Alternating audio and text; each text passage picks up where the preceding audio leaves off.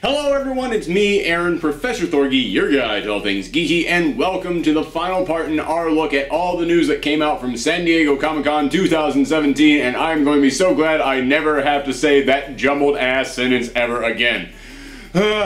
So, in part 3, we're going to be taking a look at all the actual comic book news that got announced at San Diego Comic-Con. However, before I get into that, in part 1, I talked about all the DC entertainment news, like all their television shows, all their movies, and then in part 2, I talked about all the Marvel entertainment news, all their TV shows, all their movies. However, I realized I forgot one big story from each of those, so I'm going to cover those both very quickly before I go into the actual comic book news. Now, dealing with DC's entertainment industry, I completely forgot to mention that we got to finally see some character art from Season 3 of Young Justice. Yes, I still cannot believe that after all this time, Young Justice is coming back, and it felt so good to actually see new character designs. Like, this is what kind of cemented it for me. This is the thing that made me go, oh my goodness, it's actually happening. And we got to see that there's going to be 3 new characters joining the team.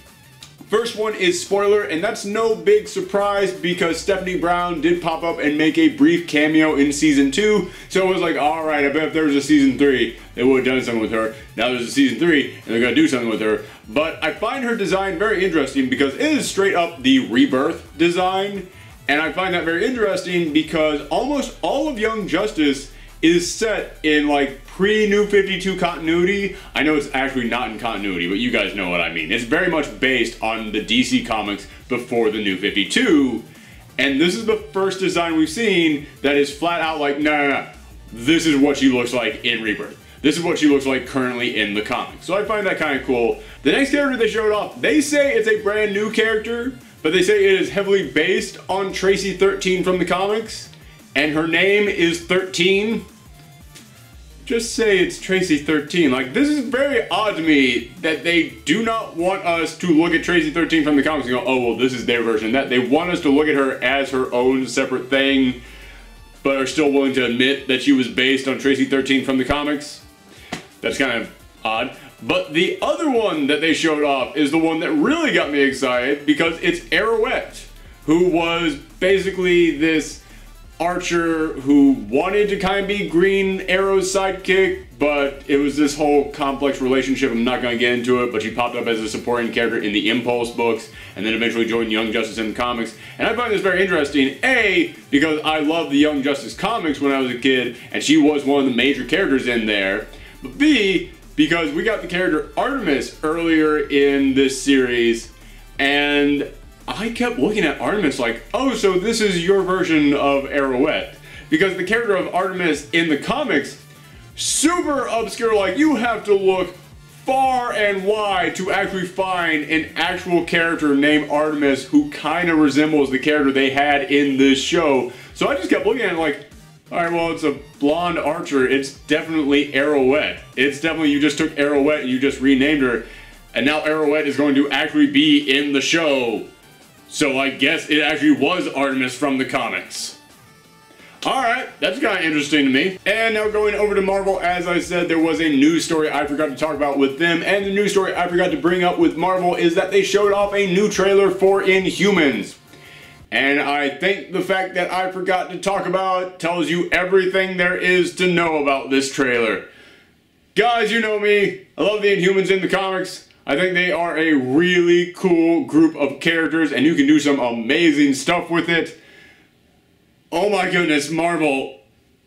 Did you not realize how expensive the Inhumans had to be in order to make them work? Like, when I heard that IMAX was teaming up with Marvel, I thought, oh, thank God. That means that IMAX is going to give them some of their money, and Marvel is going to take that money and go, now we can actually make a true Inhumans TV show.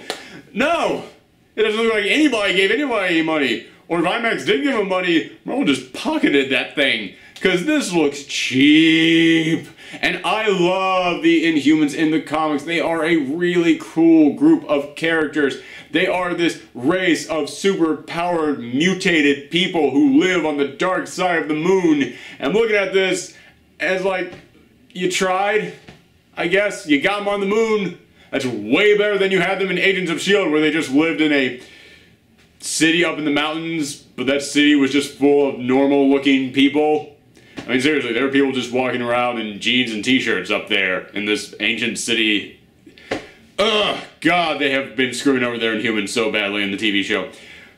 But I will say this, despite the fact that this show looks cheap, it looks like they do not have the budget that they need for this, it does not look like it is going to be what the Inhumans need. Maximus looks pretty darn good. Like, I'm watching Maximus in there, he's leading people against Black Bolt. That's what Maximus should be doing. You got that shot of Maximus sitting there on the throne, and it's like, alright, you know, it looks like story-wise you guys know what this should be.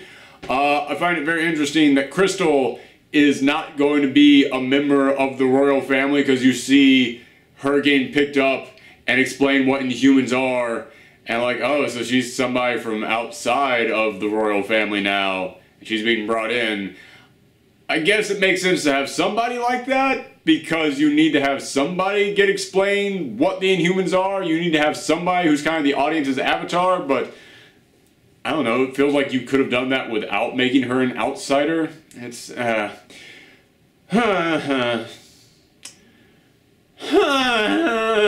that's my feelings. That's it. That's all I got for this Inhumans TV show.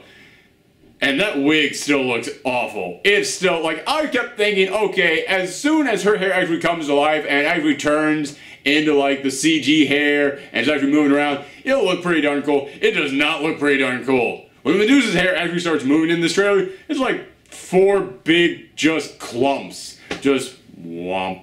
That's it. That's what her hair is. Like, when Medusa's hair starts moving around, it should look like, oh my goodness, this is this wave of some weird, mystic, cosmic force coming at me, emanating from this person's head. And this, it just kind of looks like, wow, you have the power to lift your hair up. Wow. Like, it literally just looks like hair coming at you. Like a big old chunk of hair. You ever been slapped by a big old chunk of hair? Of course you haven't. It's the most ineffective weapon in the world.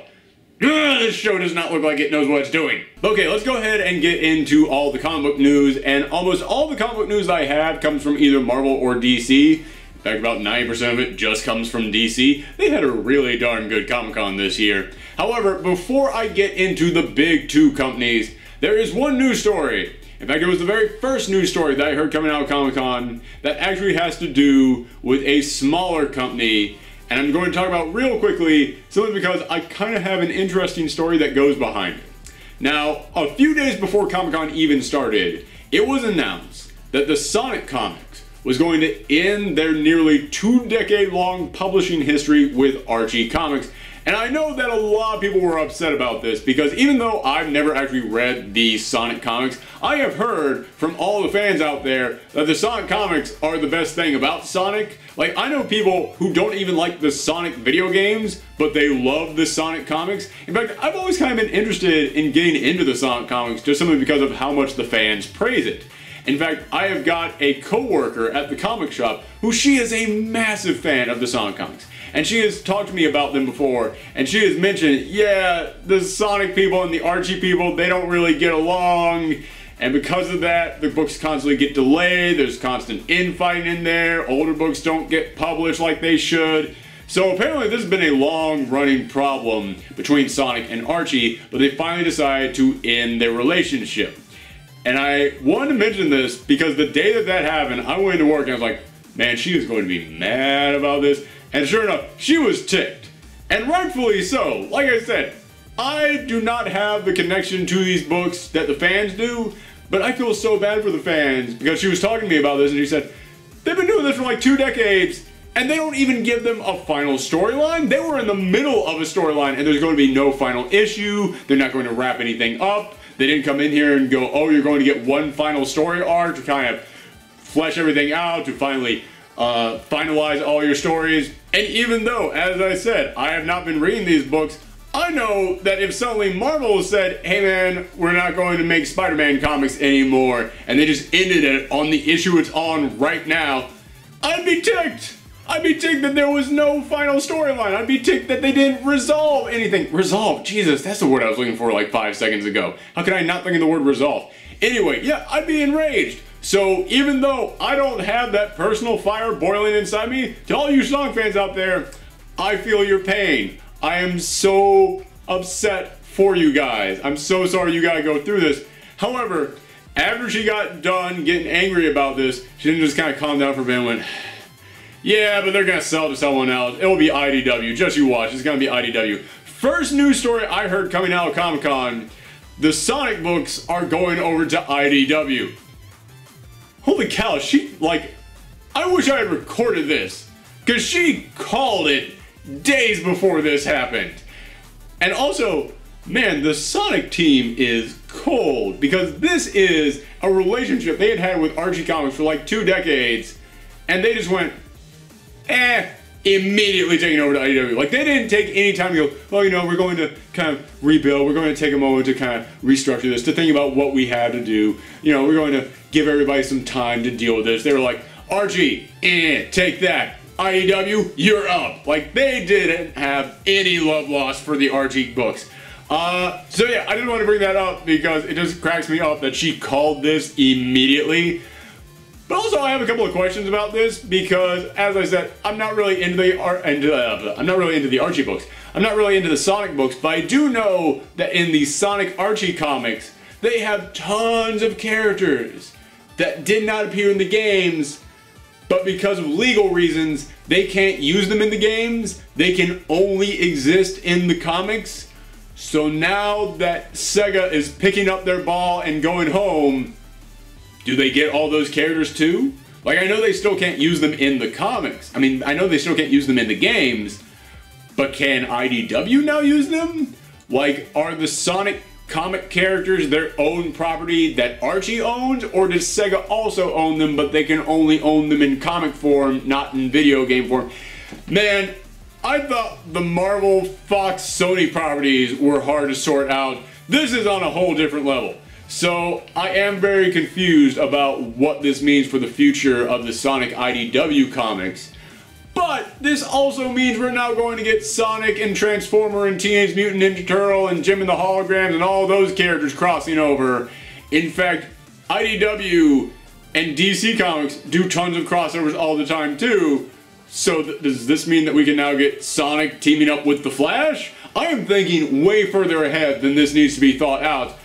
But there's actually some cool possibilities now. Now that Sonic is in the hands of a company that is actually excited to do stuff with them, and Sega is actually willing to work with them, I think that the future for the Sonic comics is actually kind of bright. But okay, as I said, I wanted to talk about that just because I realized that the fans were very emotional about this, so I did want to address it. However, I don't know anything about the Sonic comics, as you could probably tell from me jumbling those sentences and tripping over my own words. So let's move into Marvel and DC, 2 things that I actually do know about. And the first thing that I'm going to talk about is that DC announced that Grant Morrison would be returning once again to do Arkham Asylum 2, the sequel to Arkham Asylum, A Serious House on Serious Earth. Now, many people say that the original Arkham Asylum graphic novel is one of the best things that Grant Morrison has done at DC Comics, and Grant Morrison has done many amazing things at DC Comics. However, time for me to get into some controversial opinions, because even though I agree that Grant Morrison has done some amazing things at DC Comics, I think most of those amazing things were done more than 5 years ago. Yeah, ever since Final Crisis, I think Grant Morrison has kind of gone over the edge of crazy. I think that a lot of his books have kind of stopped making sense, or he has just gone completely ballistic with these characters and just stopped caring about how they're represented. It's more just like his own fantasy about how he wants to see these characters. And the main thing I point to when I talk about that is his run on Batman. His Batman was freaking insane.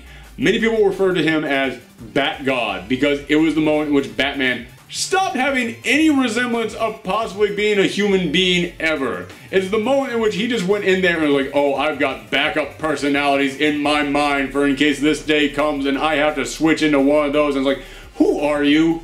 Because this is not Batman. This is not the Batman that we all knew and loved. This is a crazy person. And one of the stories that he did a long time ago was Batman 666, in which it was the story of future Damian Wayne, who made a deal with the devil to become immortal so that he could protect Gotham forever. I honestly hate the idea of the whole immortal Batman. If you want to make Batman a legacy thing that gets passed down from generation to generation, awesome, I am there. You want to make Batman a crazy person who just tries to live forever so that he specifically can protect Gotham, I ain't about that. And I know that this was some weird, far out there what-if story, but still, it's one of those things that kind of started this trend, and we've been seeing it a lot more in comics. And I bring this up because Arkham Asylum 2 is going to be focusing on that future Damian Wayne, on future immortal Damian Wayne. And Grant Morrison himself said, this is going to be the story where I try and jump the shark. That's what makes me real nervous about this, because I don't know how to tell you this, Grant. You already jumped the shark. I know that there are many people out there who are still fans of everything that he has done. However, I think that he went way too far a long ass time ago. And don't get me wrong, he still puts out their good stuff from time to time. I absolutely love Multiversity. However, there are many other people in my store who looked at Multiversity the way that I looked at some of his other stuff before that, at the way that I looked at like Final Crisis, and they just looked at it and went, this doesn't make any freaking sense. As I said, I love Multiversity, but Grant Morrison is starting to get to that point where he is going so far, I don't know how many people can follow him, and if this is supposed to be the story where he goes further than anything else, let's just say, thank God it's an alternate reality story and it's not going to affect anything ever. So, you do you, Grant. You keep over there in your alternate realities. I'm gonna stick with the main continuity Batman because I'm actually kind of digging it at the moment. Next up, for the past couple of years, Jeff Lemire has been working exclusively over at Marvel Comics, but he's been dropping one book after another, and the only book he's still doing right now is Thanos, and it is very clear he does not want to keep doing Thanos, and he will be off that book soon. And I looked at that and I was like, you know what? He's got a ton of indie books he's doing. He has so many of his own properties that he both writes and draws. He doesn't have time to be doing like 5 books for Marvel. Of course he's going to leave Marvel, and he doesn't have to do anything for Marvel now. His indie books are doing well enough that he never has to work for a big company ever again. He is actually leaving Marvel not to go back to his own indie books. He's leaving Marvel to go back to DC, which I thought that he kind of just left DC. I was like, yeah, I don't want to work for them anymore. I'm going to go and work for Marvel. And they work for Marvel, and I was like, DC, you're doing this Rebirth thing right now. It looks pretty cool. Can I get back on your ship?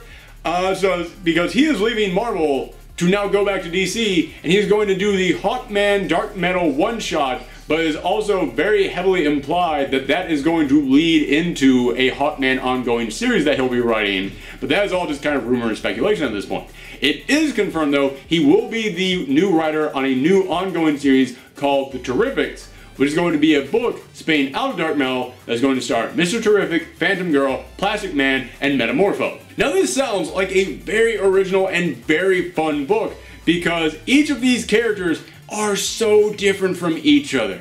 Mostly just in personality, but even just in where they come from in the history of DC Comics. Because Mr. Terrific, he's been around for a few decades, but for most readers he's still fairly new. Whereas Plastic Man, Phantom Lady, and Metamorpho, they're all super old characters. So seeing all of them on a team together, it's actually kind of interesting, and didn't really strike me until now.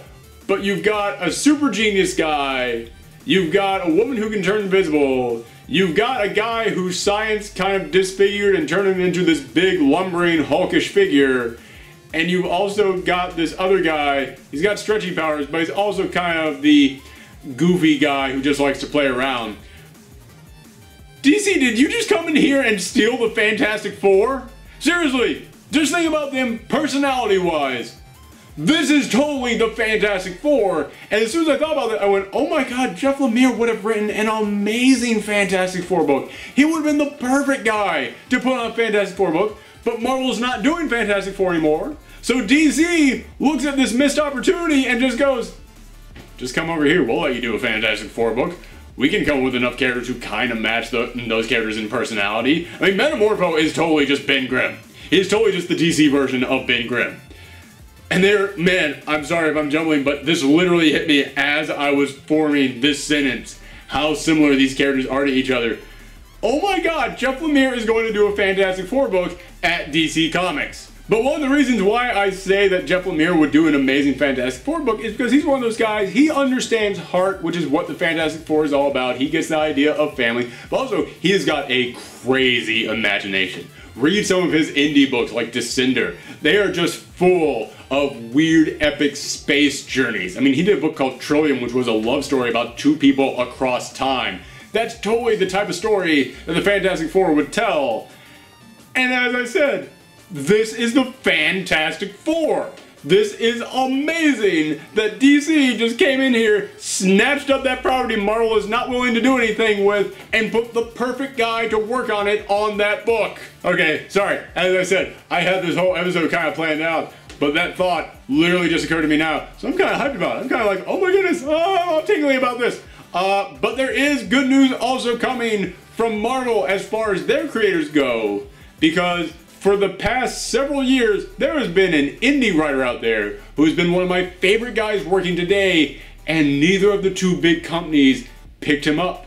They just kind of left him alone to do his own thing. I'm talking about Donnie Cates, who did Buzzkill several years ago, and that was the first book that I looked at. I was like, oh, this guy has actually got, this guy's got a unique vision. He has an amazing talent for writing characters. He's got a great imagination. I wonder what he'll do after this. And then after that, he did Paybacks, which was my personal favorite book of last year. And this year, he's gone over to Image, where he has done Rednecks, which is a really fun Southern Gothic vampire story. And he's also done God's Country, which is a story about this old Southern guy who just gets a giant mythical sword landing in his front yard. It's basically a Thor book is what it is. This giant sword comes down, he picks it up, he gains all these amazing powers. That book has been amazing, and he's been working on so many other small projects just here and there, and I kept looking at him, I was like, why is no one picking this guy up? Everybody keeps praising him, all of his books get amazing reviews, no one is trying to sign him. Marvel finally signed this guy, and he is going to be the new writer on Doctor Strange, which, thank goodness, because if Jason Aaron is leaving that book, you need somebody else who's really big to come in there and take over that series. And Donnie Cates and Jason Aaron kind of have a lot of similarities between them. So I actually think that he is the perfect guy to pass that mantle on to. The next guy to take what Jason Aaron wrote and kind of continue with it. And they announced that the very first storyline that they were going to do with that would be Loki becoming the new Sorcerer Supreme. And Donnie Cates has an amazing talent for writing just crazy, insane characters, so I would love to see what he can do with Loki. But also, the reason why I am really excited about him being on the Doctor Strange book is because in Buzzkills and Paybacks, both of which exist within the same universe, there was a Sorcerer Supreme character who was a total parody of Doctor Strange. It was basically, what if Doctor Strange was like an herbal doctor who was just high on his own supply the entire time? Like, he was just, what if Doctor Strange was constantly on a drug trip? So he clearly has a love for Doctor Strange. Like, this clearly was not Marvel just going, I don't know where to put him, just put him on Doctor Strange. Clearly, he has a passion for the character of Doctor Strange, so he wanted to be on this book. So it's like, alright, let's see what he can do with a character he really cares about. But also, because that character in those books was creator-owned, meaning Donnie Cates can do whatever he wants with those characters, I would love to see a storyline where Doctor Strange is just going through the multiverse, and even if it's just in like one quick panel where he's looking at other realities, you see that version of Doctor Strange that he created in there. Like, that would just be such a great little wink and nod to all the fans out there. But as I mentioned a moment ago, Jeff Lemire is leaving the Thanos book, but Marvel still wants to put out their Thanos book, so it was announced Donnie Cates is going to be the new writer on the Thanos book. I find this interesting, because like I said, with Doctor Strange, I can look at other things that he's written and gone, you know what, this guy has a passion for Doctor Strange. I think he'll turn out something good. I can't really look at anything else that he's done and go, yeah, that makes me think of Thanos. And I'm not saying that he can't do it. I'm just saying, this one really seems like it's out of left field. This one seems really surprising to me. But he did write a series for heavy metal called Interceptor, which was kind of this like space epic in a way. I don't even know if epic is the right word for it, but it was a story of this space marine who builds a suit designed to take out vampires, goes to Earth after it's been overrun by vampires and just starts killing everything in her sight. I can kind of look at that and go, you know what? That seemed like a story you could do in a Thanos book. That seems like some big, crazy space epic adventure, and it seems like you could turn that into something that Thanos would run into. Sure, so yeah, it's not like I'm looking at this going, well, he's a terrible fit for that. I'm more looking at, like, there's not a lot from his history I can pull from that makes me think, yeah, he'd be good on Thanos, but there's just enough to make me go, he might be good on Thanos. But what I'm really hoping is that we know that eventually Jason Aaron is going to leave the Thor book. He's been doing that book forever, and he's got a passion for that book. However, Jason Aaron will not be on that book forever. But as I mentioned, God Country was a book about this old guy who suddenly gets this magical sword, and it makes him all-powerful. It was basically a Thor series.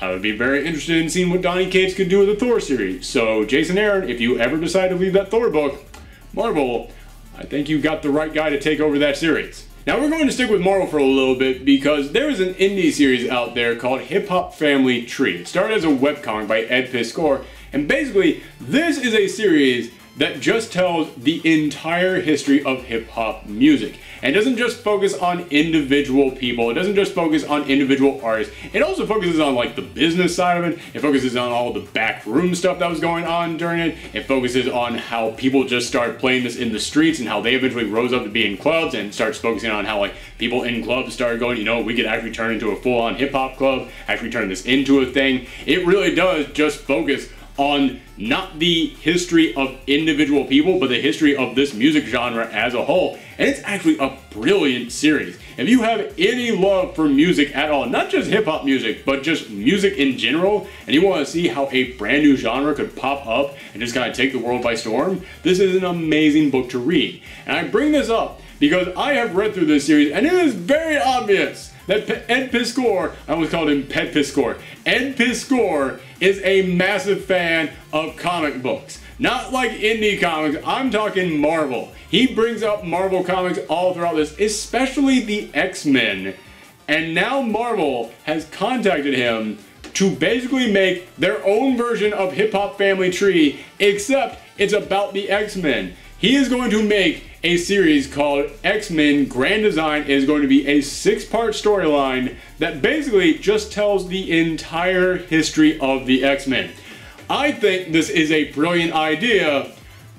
I don't think it should be only 6 parts long, because it is insane to me to think that you could tell the history of the X-Men in 6 issues. Like, those would have to be giant double-sized issues each.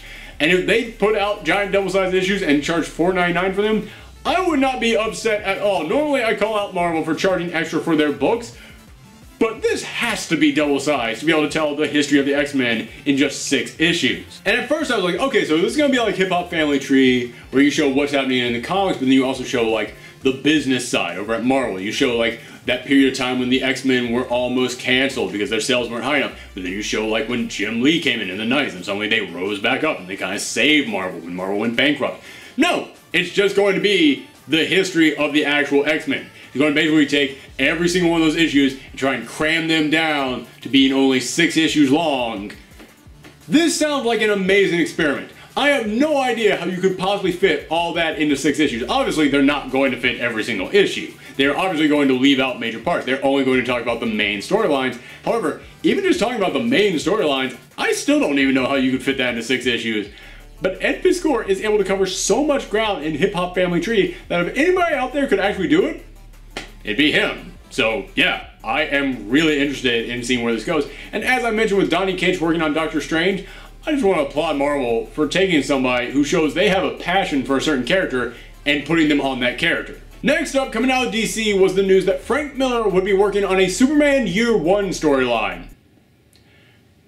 Many people found this jarring, including myself, because yeah, this doesn't seem like a really good fit for Frank Miller. In fact, it felt like Frank Miller was done with comics, didn't it? Because he doesn't do a lot of comics anymore, but he returned one last time to do DK3, the end of his Dark Knight trilogy. He came back in, he did that series, and he was out. That was it. So I was like, alright, you know what? That's the end. That is your big bow from comics. You're not doing anything anymore. And they decided he was going to come back and do Superman Year One. So okay, I guess he's not done. But also, a lot of people, including myself, have always kind of criticized Frank Miller for his depiction of Superman. Frank Miller understands the darker characters out there, like Batman and Daredevil, although I'm sure there are people out there who are going to argue he doesn't understand that either. But we're going to ignore that for now and just focus on Superman. But in his very first original Dark Knight series, I looked at his depiction of Superman and I was like, man, I know that this is an alternate reality, but it really feels like you just hate Superman. Like, it really feels like you're not making commentary about this alternate reality version of Superman. It looks like you're trying to make commentary about what Superman stands for at all. Like, it looked like he was looking at Superman and was like, oh, truth, justice, and the American way? Oh, that's just a sellout to the man. That's what that's code for. You're just some big dumb guy who does what the government tells you to do. Which is not Superman at all. That is not what Superman means. It really felt like he just looked at Superman and did not understand it. It almost felt like, and I know people are going to criticize me for this, but this is a problem I always had with the original Dark Knight series, was that it always kind of felt to me like that whole storyline was just supposed to be a power fantasy on Frank Miller's part of just watching Batman beat the crap out of Superman. Because it looked like he just had that many problems with the character of Superman. So hearing that he's going to come in and do Superman Year One, it's like, oh my goodness, you're just going to hand this off to someone who does not understand Superman at all. A guy who, even, it could be argued, hates Superman. Why are you doing this? However, let's return, shall we, to that final issue of DK3. I read that issue, and I love that final issue. Because in that final issue, Superman, who's just kind of been sitting there and moping about what has happened in the world, he steps back up to face all these Kryptonians, and he goes in there and he just beats ass. He just goes in there and just starts taking all of them out. And Batman, the guy who beat Superman in part 1 of that storyline, just looks at Superman with his jaw dropped, just like, oh my god, he's been holding back all these years. I could not prepare for this. I'm sorry, Superman. I'm sorry that I kind of came in here and tried to beat you up. I see now, I never stood a chance. Like, that is what happens at the end of DK3. And I looked at that and I was like, this almost feels like Frank Miller apologizing for creating this whole mentality in comic book fans that Batman can take out anyone because of prep time. Because that's really where that started, was in Frank Miller's Dark Knight series. Because, yeah, he took out Superman because of prep time. It really feels to me like this was him coming in and going, no, no, no, guys, Superman's okay. Stop messing with Superman. Stop thinking that Batman has to beat Superman. Superman can be pretty darn awesome on his own. And then that whole thing ends with him going to his daughter, who he had established in the second Dark Knight series as somebody who was just kind of like an outsider. In fact, in part 3, in DK3, man, I'm getting my DKs mixed up. In Donkey Kong Country 3, she then betrayed mankind to go and live with the evil Kryptonians. And so she was kind of like that ultimate version of Superman not having a connection to humanity, which I have always hated that depiction of Superman, because Superman does have a connection to humanity. That's the entire point of Superman. He is not Kal-El first, he is Clark Kent first. That is the #1 thing to understand about Superman. So his daughter that Frank Miller had created in this series was kind of meant to be that image of, well, this is the Superman who has no connection to humanity.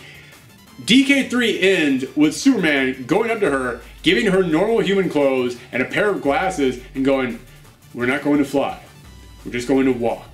We're going to live as humans. And he's like, why? Is this some social experiment? What's the point of this? And he goes, no, no, no. No experiment, no nothing like that. It's because being a human being is the greatest feeling on earth. Actually getting to know people. Actually getting to form a connection with people. Actually getting to fall in love with people. Actually getting to watch seasons change. Actually getting to walk the streets like a human being. It's the greatest feeling on earth. That feeling of actually being human is better than anything you could imagine. And when he ends this whole storyline with Superman saying that, I was speechless. I just looked at it like, oh my god, has Frank Miller come around?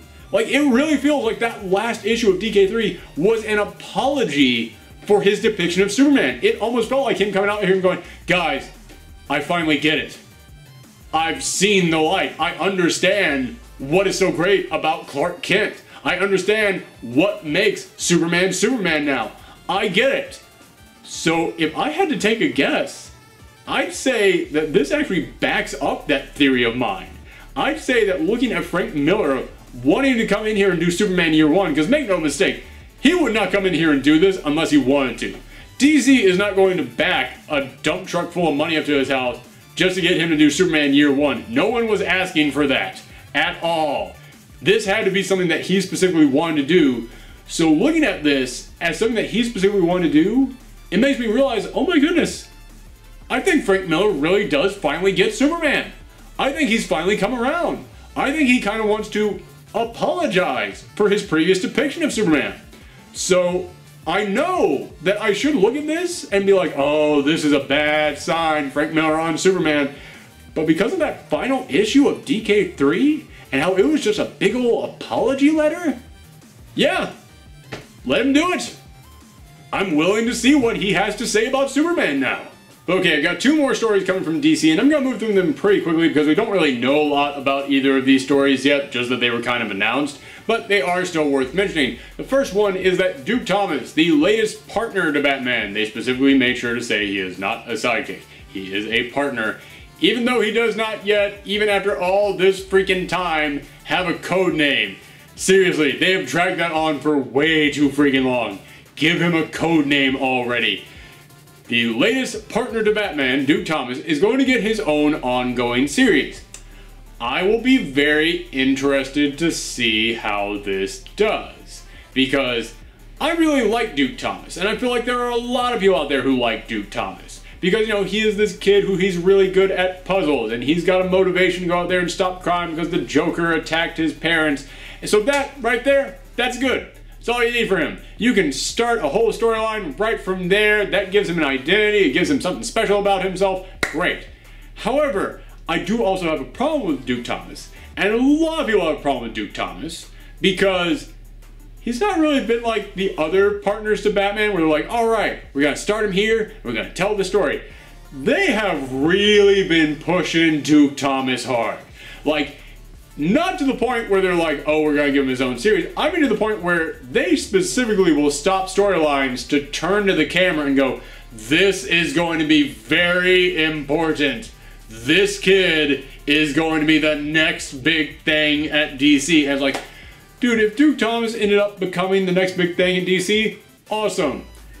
Don't stop the entire books and don't stop the entire universe to specifically go, he's gonna be a big deal. You need to know this kid. Comic book fans like watching new characters appear and grow and change. They hate watching new characters appear and then having the company go, you better get used to this because it's gonna be great. It's gonna be amazing. He's gonna be a major player. And giving him his own series, that's not doing that. It's not doing that at all. It's great. It's fine. Go ahead and do it. However, it's going to be spinning out Dark Metal. And in the prequel to Dark Metal, the Joker popped up and said, have you ever wondered why you were special to Batman? Yes, you're the signal. You have this unique connection to the universe, to the multiverse, to everything. And like, alright man, I liked him when he was the kid who was good at solving puzzles. That's what made this guy unique. That's what made him special. That's what made him different from all of Batman's other partners. That's what made me look at him and was like, you know what? Yeah, you're gonna be something special. But it's this thing that they're doing with Batman as well, where, and I'm going to talk about this in just a second, where Batman is now tied into some weird multiverse, constantly dying and being reborn bat religion out there. And I'm looking at Duke Thomas now, it's like, alright, what are you going to be tied to now? Because I don't like that DC seems to be ashamed of their street level heroes. Like, they're no longer willing to have street level heroes just be the guy who goes out there and stops muggers. Who's just the guy who goes out there and stops a bank robber. Who just fights mob bosses. They no longer are willing to have their characters be that. Now, their street level heroes have to be gods. And it's like, that's not what made your street level heroes unique, man. I mean, look at Marvel. Daredevil is not picking up Infinity Stones over there in their universe. However, over at DC is like, well, we can't just have him fight crime. He has to now be the center of the whole multiverse. And it's like, dude, you're reaching way too hard on this. And you're trying way too hard. And you're stopping everything to force audiences to try to catch up to you. Like, you're not taking us along for the journey. You were just instantly throwing these characters right into the spotlight of big, major, giant, epic events. And we liked watching these characters grow. I was so excited to see, okay, Duke Thomas, new guy, he's got his own special quirks, let's see what happens. And yeah, this whole idea that now he is some kind of like special connection to the dark metals, and he's got powers, and he's got like the memories of special machines and stuff in his mind. I don't even know what you're doing here, but yeah, I'm not a fan of that. And I've been looking around, I don't think anyone else is a fan of that either. Like, every time that I go on like a podcast about this, I'll always check the chat, and whenever Duke Thomas comes up, the chat's pretty much full of like groans of people going like, oh my god, they just need to chill out on Duke Thomas. I think that this is one of those instances where they're like, you know what, we're trying a little bit too hard to make this character big really quickly. We needed to take our time with him. And instead of taking our time with him, we just kind of threw him in everyone's face. And like I said, I like Duke Thomas. I just want him to be Duke Thomas. I want to see this character be this character. Tim Drake is not, you know, looking at the other Robins, Tim Drake was not like the secret to the Omega Beams. Dick Grayson was not a new god in disguise. It's like, they're all just kids from the street who Batman trained, and then they become something special, and you started that with Duke Thomas, and then you kind of abandoned it because you want him to be something bigger. So yeah, again, this is all speculation. We still don't know quite what is going to happen to Duke Thomas, but I don't know what this series is going to be about, and I'm very interested to see what happens with the series, because like I said, there are a lot of people out there who like Duke Thomas, but there are also a lot of people out there who are kind of getting sick of him being thrown in their face, and I think even a lot of people out there who like Duke Thomas still agree he's kind of being put way too much in the spotlight way too quickly.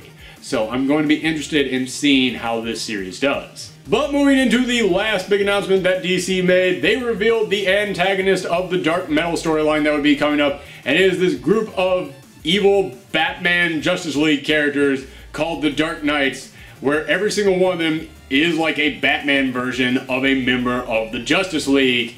And basically, for anybody who has not been reading Dark Metal, is the storyline of how, in addition to Hawkman, who is constantly dying and coming back, it's revealed there's also a group of Bat people out there who are part of the Bat Clan who keep dying and coming back, and they're all connected to this ancient metal that has existed in the DC universe, that is what has created every super weapon out there and has given all the meta people their powers, and it is all connected to a dark multiverse. And in the dark multiverse, there are Bat people who are basically evil versions of the Justice League. It's one of the weirdest freaking concepts for a storyline I've ever read. I give Marvel a lot of slack for having crazy storylines. This is a crazy ass storyline. Don't get me wrong, I've enjoyed the first 2 issues that we've gotten, but it's insane. I have no idea where this is going, but they did reveal what this Dark Justice League was going to look like. They did reveal the Dark Knights. And yeah, you've got a Flash version of Batman, you've got a, I'm guessing it's supposed to be their Superman version, but it looks like the Hulk. It is a giant guy with tattered pants, and he's wearing a Batman cowl. So it's whatever that is. You've got an Aquaman version, although it is an Aqua Woman. I find that interesting. I'm wondering if it's supposed to be like Mira, if it's Mira Batman, Mirror Batman. I don't know what I'm saying anymore. Then there is also a Green Lantern version. There is a Cyborg version, and then there's one in there. They're just dressed in armor, and I wonder if that's supposed to be like the Uber Batman, or if that armor is supposed to kind of resemble like ancient Greek or Roman armor, and that's their Wonder Woman Batman. I don't know. I think it's just like main core Batman. It's double Batman. Oh my god, the big villain is Batman squared. God, Scott Snyder would do something like that. Yeah, it looks pretty cool, but my problem with it is what my problem with Dark Metal is. It's what I was saying about Duke Thomas a moment ago. I really don't like the idea that DC is kind of ashamed of letting their street characters just be street characters. And Batman was the ultimate street character, and now they're having Batman be part of a constantly resurrecting Bat clan that's existed since prehistory, and his descendants of these Dark Knights from an evil multiverse. Yeah, man, you're taking away from Batman all the stuff that I liked about Batman. This is a cool storyline, and if you just revealed these are the villains for an upcoming storyline, cool, done, I'm with it. But it's what these characters represent. It's their connection to our Batman that I have a problem with, because I look at our Batman now, it's like, well, then what are you? You are not the guy that I liked anymore. You're now some weird cosmic space entity. Where's Bruce Wayne? Where's the kid whose parents got shot in the alleyway and then he went off and trained and became a detective? Where is that guy now? So that's really my only problem. But yeah, as far as the idea of Batman versions of an evil Justice League go, pretty cool looking Batman versions of an evil Justice League. But okay, we are now going into the final storyline that I want to talk about from San Diego Comic-Con, which is we have seen all the Marvel Legacy books that are coming out, and it left people kind of... yeah, it left a lot of people hungry for more, and not in the good way, not in the, oh, this is delicious, give me more. It was more in the, where's the food? It was more in the, well, what the, did you do anything at all? This is literally just the books that we had before Marvel Legacy. You have like 3 new titles and Sam Wilson is no longer Captain America. Those are your only changes that you've made.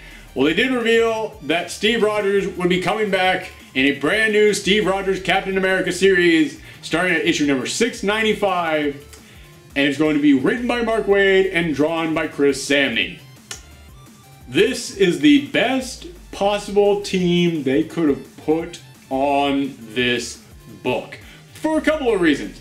One, it's because after Secret Empire, people are really mad at Marvel, and they're especially mad at Steve Rogers. Like, even though they know that Steve Rogers is not really the Hydra Cap that we've been seeing, he's in some weird alternate reality, it's still going to be really hard to look at Steve Rogers again after, for the past year and a half, we've been looking at evil Steve Rogers as a member of Hydra taking over the entire country.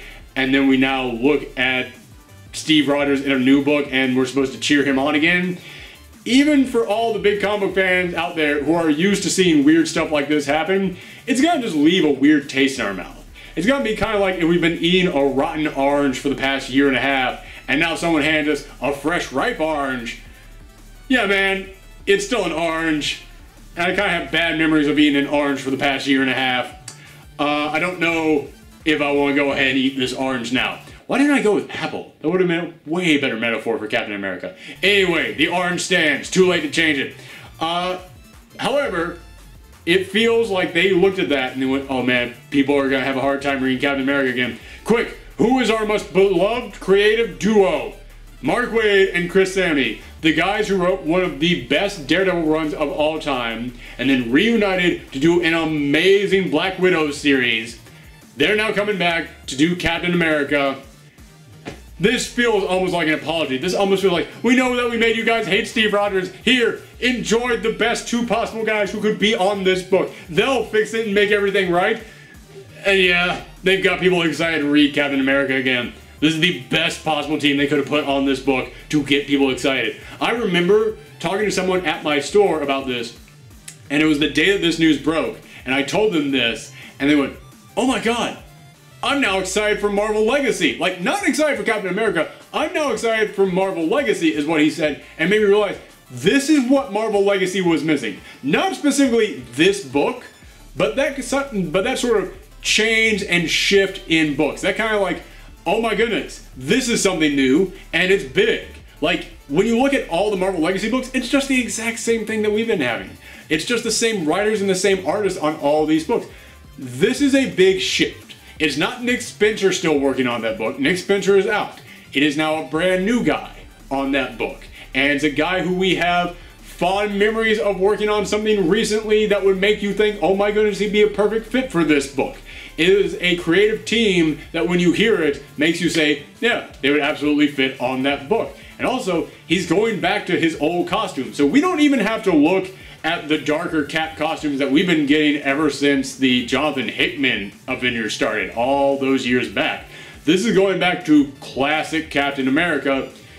This is the book that really captures what Marvel Legacy should be. And before I continue, let me go ahead and address the giant elephant in the room, which is that, yes, Sam Wilson is no longer Captain America, and I am mad that Sam Wilson is no longer Captain America. I will never stop being mad that Sam Wilson is no longer Captain America. I loved the Sam Wilson Captain America book. That book, to me, was the great next step for Captain America. It brought a whole new flavor and a whole new tone and a whole new direction to Captain America. It was no longer that guy from World War II. It was that guy from current day. It was a guy who had a brand new point of view on what it's like to be Captain America in the modern era. And I thought that's kind of what the Captain America book needed. And I really feel like Marvel just kind of like stopped caring about that book. It feels like even Nick Spencer, the guy who had been writing both these Captain America books and was a massive fan of Steve Rogers, if you read the latest Sam Wilson Captain America issue, it was Nick Spencer basically coming in here and going, no, this is why we need Sam to be Captain America. We need Sam to stay as Captain America. It was nothing but an entire issue kind of explaining the whole reasoning why Sam should be Captain America, why it is important for him to be Captain America, and guess what? He's no longer going to be Captain America. It feels like this was Marvel coming in here and just going, yeah, you know what, we gotta do something to make the old fans happy, so let's get Steve Rogers back in there. Yeah, man. It's really frustrating to me that this guy is no longer going to exist. And in all honesty, I feel like if you announced that Mark Waid and Chris Samney would be on the new Sam Wilson Captain America book, suddenly people would be excited for that book, and it would start selling incredibly well. Not that it ever sold poorly. It always did pretty darn well. Just not as well as they wanted it to, and not as well as the old fans wanted it to. So, yeah, I am mad that this guy no longer be a thing. But that being said, if we have to get Steve Rogers back, and if there is no other way around this, and there's only going to be one Captain America, it's going to be Steve Rogers, hell yeah, Mark Waid and Chris Samney are the perfect guys to work on this book.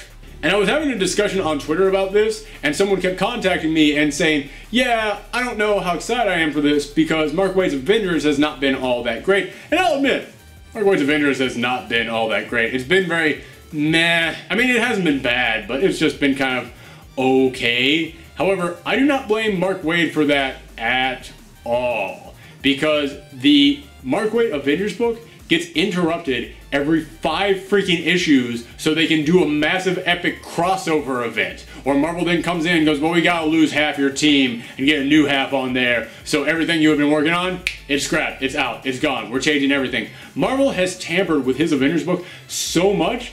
I don't blame Mark Waid for that at all, because I don't even think that's a Mark Waid Avengers book. And I know some people are thinking, oh, well, aren't they going to just come in and tamper with his Captain America book? I don't think so. Because Marvel did announce they're not doing any giant epic events for 18 months. That means we now have 18 issues of this series that is not going to connect to anything.